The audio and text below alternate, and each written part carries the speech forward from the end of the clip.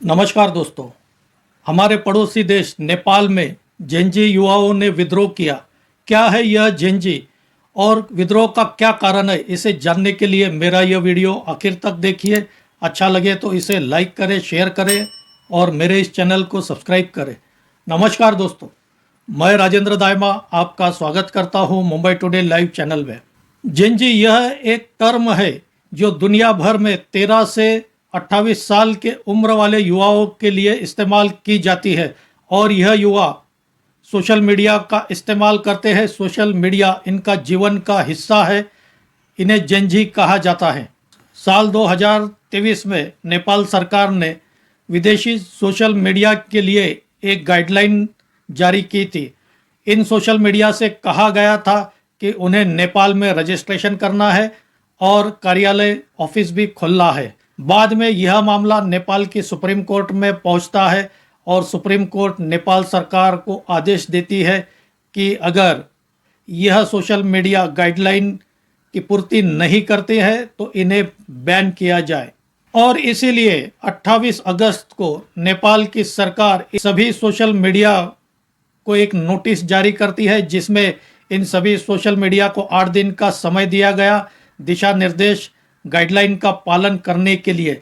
लेकिन विदेशी social media इसे गंभीरता से नहीं लेता है और 5 सितंबर को नेपाल की सरकार इन सभी 26 सोशल मीडिया साइट्स पर पाबंदी लगा देती है।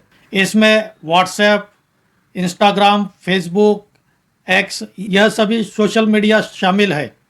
लेकिन इस पाबंदी से जेनजी युवा काफ़ी नाराज हो जाते हैं और वे काठमांडू में आंदोलन करने की मांग करते हैं और नेपाल की सरकार ही काठमांडू में इन जेनजी युवाओं को आंदोलन करने की परवानगी देती है।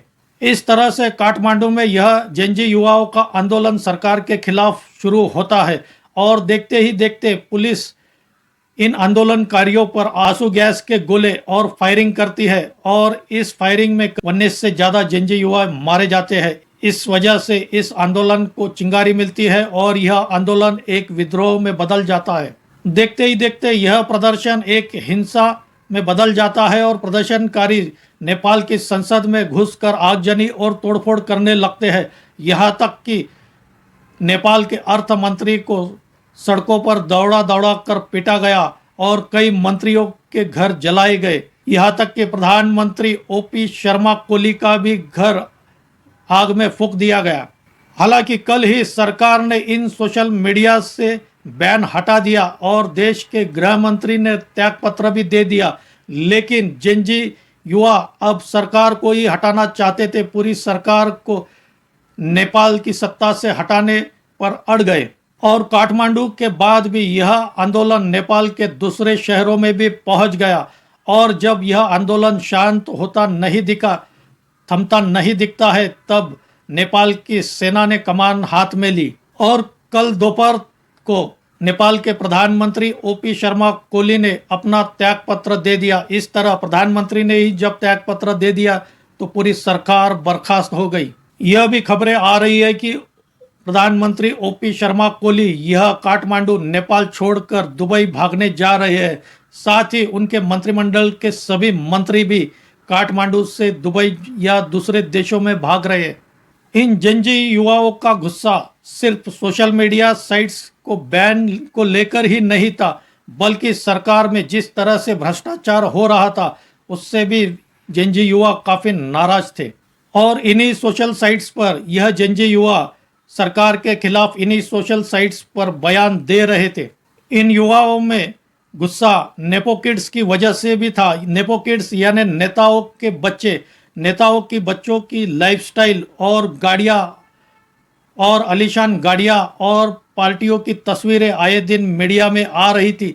इससे जेनजी युवाओं में काफ़ी नाराज़गी थी। इसी बीच इस आंदोलन में एक नाम तेजी से उभर कर आता है। वह नाम काठमांडू के मेयर बालेन शाह का है। बालेन शाह एक रैपर है और सिविल इंजीनियर है।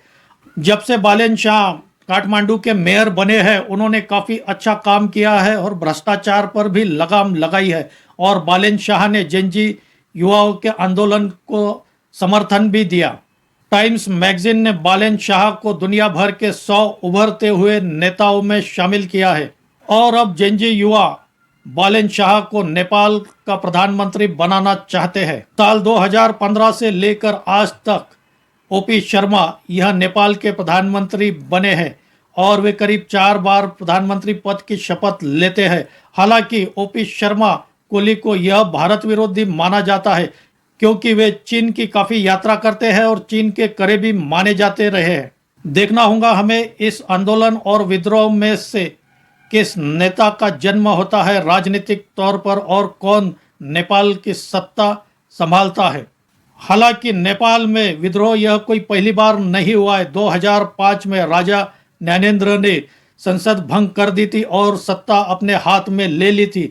2006 में इसके खिलाफ जन आंदोलन हुआ और बाद में राजा ज्ञानेन्द्र को सत्ता छोड़नी पड़ी और इसके बाद 2008 में नेपाल संघीय लोकतांत्रिक गणराज्य घोषित हुआ। हमने देखा है पिछले 3 सालों में भारत के जितने भी पड़ोसी हैं उसमें खासकर जुलाई 2022 में श्रीलंका में इसी तरह का विद्रोह हुआ था। वहां के राष्ट्रपति राजपक्षे को इसी तरह श्रीलंका से भागना पड़ा था और पिछले साल जुलाई 2024 में बांग्लादेश में भी इसी तरह विद्रोह हुआ। इसी तरह बांग्लादेश की चुनी हुई प्रधानमंत्री शेख हसीना को सत्ता से हटाया गया था और उन्हें बांग्लादेश छोड़कर भारत में आश्रय लेना पड़ा। बांग्लादेश के विद्रोह के पीछे अमेरिका के डीप स्टेट का हाथ माना जाता है और डीप स्टेट की कठपुतली मोहम्मद यूनुस को बाद में बांग्लादेश की सरकार का प्रभारी बनाया जाता है और अभी नेपाल में इसी तरह विद्रोह हो रहा है। तो हमारा सबसे बड़ा दुश्मन पाकिस्तान भी एक तरह से राजनीतिक तौर पर अस्थिर है। पाकिस्तान में भी किसी भी वक्त विद्रोह हो सकता है। किसी भी वक्त सेना वहां की सरकार को हटाकर सत्ता अपने हाथ में ले सकती है। हालांकि नेपाल में 2027 में चुनाव होने हैं, लेकिन हमें देखना होगा अब यह चुनाव होते हैं या नहीं। दोस्तों, आपकी क्या राय है? आप भी कमेंट करके बताइए। मेरा यह वीडियो अच्छा लगा हो तो इसे लाइक करें, शेयर करें और मेरे इस चैनल को सब्सक्राइब करें। आज यही रुकते हैं। धन्यवाद।